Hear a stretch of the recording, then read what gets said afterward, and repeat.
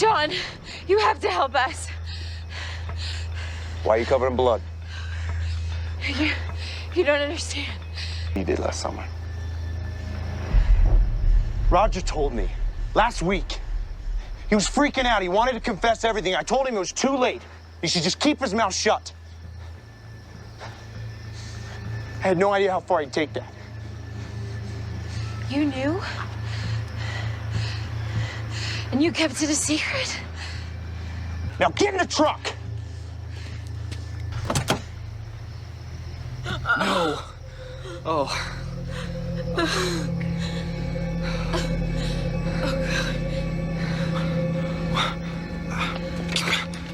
It's you!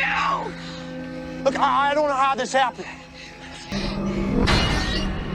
The ground, hands on your head. Put your hands up or you're a dead man.